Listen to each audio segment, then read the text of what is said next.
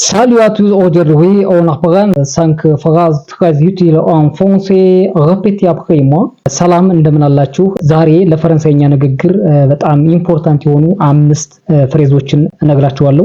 የመጀመሪያው ሳሊዩ ማለት ሃይ ማለት ነው። ኢንፎርማሊ ነው ይሄ የምንጠቀምበት። ሁለተኛው ደግሞ ቦንጆር እንላለን። ጉድ ሞርኒንግ ማለት ነው ወይም ደግሞ ሄሎ ለማለት ይሆናል። ይሄ ኒውትራል ነው። ፖላይት ሊሆን ይችላል ወይም ደግሞ ኢንፎርማል በሆነ መንገድ ልንጠቀመው እንችላለን ማለት ነው። ይሄ ቦንጆር የሚለው ማለት ነው። ሶስተኛው ደግሞ ሳቫ ሃዋሪው ማለት ነው። ይሄ ሳቫ የሚለው ሃዋሪው ማለት ነው። ቬሪ ኒውትራል ነው። ይሄ ለሁሉም የምንጠቀምበት ነው ማለት ነው። ፖላይት ለሆነም ወይም ደግሞ ኢንፎርማል ለሆነም እንጠቀምበታለን ማለት ነው። አራተኛው ደግሞ ሳቫ ቢየን ኤቷ እኔ ደህና ነኝ አንተስ እንደማለት ነው። እኔ ደህና ነኝ አንተስ። ነገር ግን ምን ለሆነ ይሄ ደግሞ ኢንፎርማል ለሆነ ነው።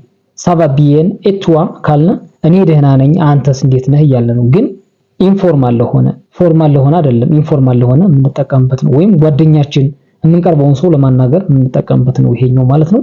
አምስተኛው ሳቫ ቢየን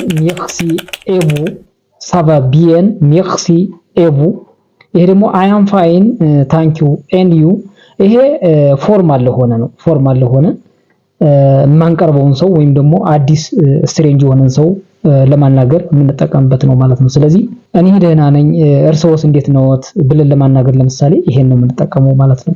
ሳቫ ቢየን ሜርሲ ኤቡ ካልነ እኔ ደህና ነኝ እርሶስ እንዴት ነዎት እያለ ነው ማለት ነው። ያ ማለት የማንቀርበውን ወይም ደግሞ አዲስ የሆነ ስትሬንጅ የሆነን ሰው ስናናግር ማለት ነው። ዛት ኢዝ ፎርማል ኮሙኒኬሽን ማለት ነው የምንጠቀመው ይሄን።